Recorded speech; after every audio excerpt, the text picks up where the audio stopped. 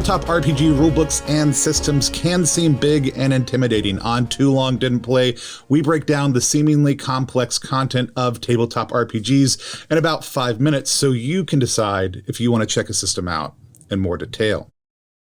The rain has been pounding for days on end, turning the fields you've been traveling over into cold, slick mud. Your unit is running low on supplies and puts up stakes for a few days in the middle of the French countryside.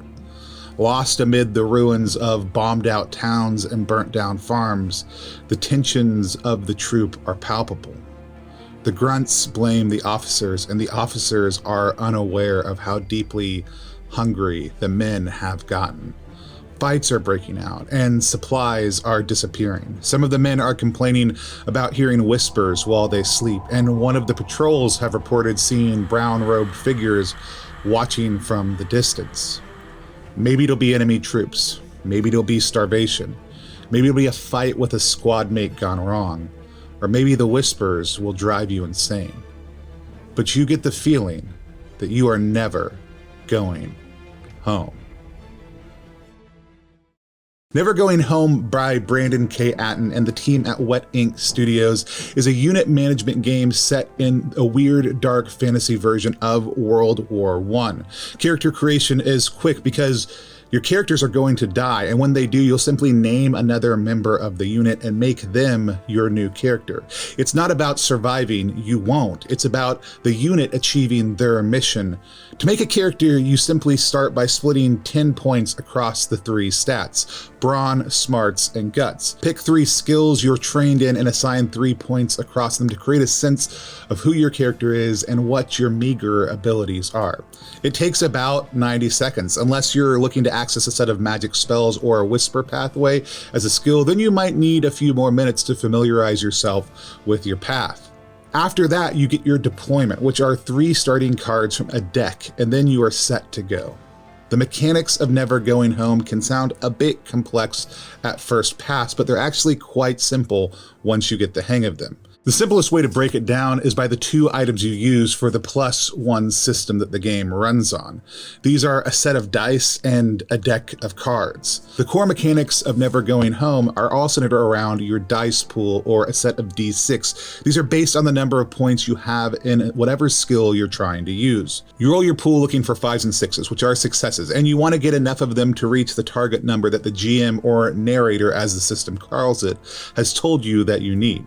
You can modify the roll based on using the different Plus One modifications that the system is named after for as many points as you have in a governing stat. Before you roll, you could buy access to a skill you don't have. You can add a dice to the total amount of dice you're rolling. Or after the roll, if you have enough points left, you can increase a dice result by 1 or re-roll dice. For example, if you have 2 points in stealth and are creeping through a bombed out town filled with enemies, you would start with 2 dice. But you decide you really don't want to get caught and the target number is 4. So you use 3 of the points from your brawn to add 3 more dice to your pool before rolling.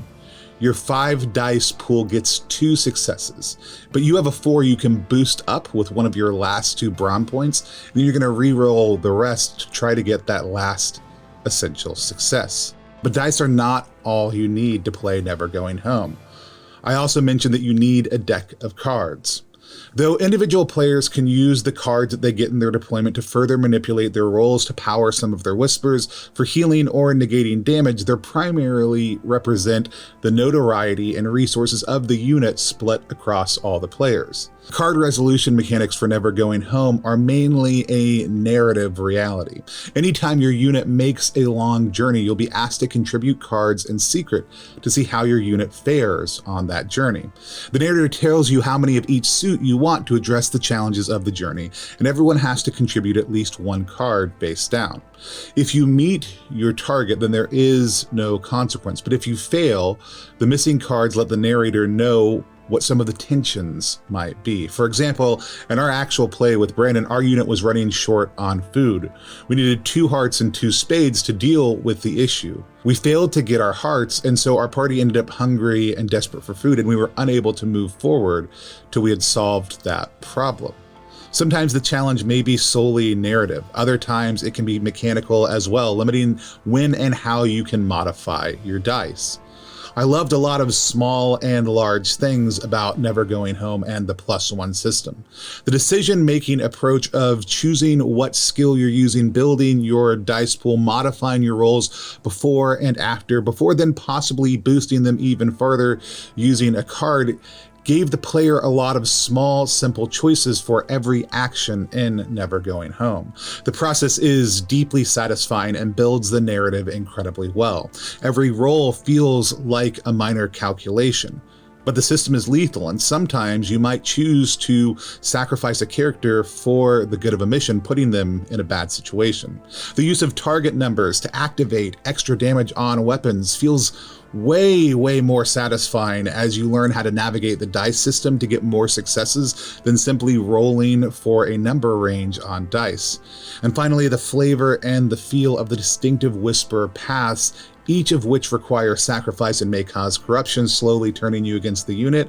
All of these things contribute to a real sense of desperation and danger, even when you're succeeding. Finally, the art by Charles Ferguson Avery and the historical realism that Sarah Orr Atten contribute to the horrific pleasure of playing in the system. So if you're ready to march into a world where the veil is torn thin, the trenches are deep, and death is a roll of the dice away, if you long to press your luck and see if you can avoid the corrupting influence of magical or martial power and the forces of evil, then pick up your pack, soldier, because we have a mission, and you are never going home. Thanks for watching. I'm Tony Vasinda, Chief Alchemist over at Plus One Exp, where we multi-class in tabletop game design, beard and skincare alchemy, and the Bardic College of Content Creation. If you have thoughts about Never Going Home, or if there's a system that you want to know more about but don't have time to learn, let us know in the comments below or at Plus One Exp on any social media platform. You can also join us in the Paddles RPG Tavern on Discord. And remember, if you want more content like this, ring the bell and we'll let the whispers start to grab a hold of your mind. Here at Plus One Exp, we want to create professional quality content for designers of all sizes. If you want to help us create free content for small and first-time game designers, consider supporting us over on Ko-fi.